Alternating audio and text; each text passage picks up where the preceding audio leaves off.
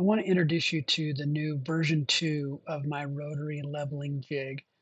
The big difference is it's an offset to the side for the screw, then straight behind the jig. And the intent is so that you can deal with larger bottles or larger objects.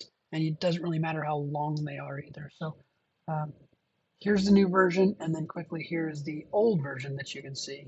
Let's get into it. So here's what comes in the box. Everything's pretty much put together.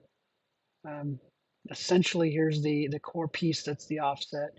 Here's the foot with a magnet on the bottom if you are in a metal enclosure, and then the screw or bolt.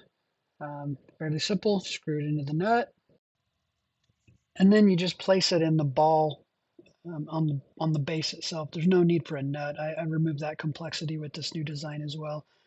Seems to work really well actually. Now let's see it with the rotary itself. And this is the RA2 jig, and there's the base end of it, I guess, and it fits nicely, nice and tight. Tolerances are great, actually. And then it's about that simple. You screw it up, you screw it down to get the level, to get the height that you want.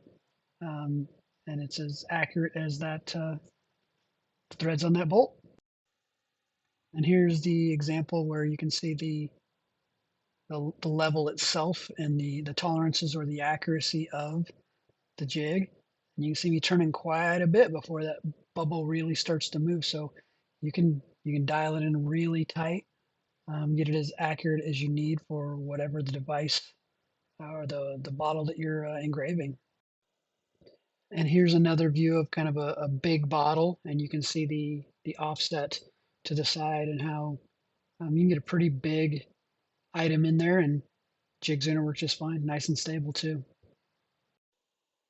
Well, I hope you enjoyed the version 2, and if you are interested in purchasing the completed version, link is in the description, and I also sell the files if you have a 3D printer of your own. So thanks for watching. Oh, and don't forget, if you did enjoy this video, please like and subscribe. I'd really appreciate it. Thank you.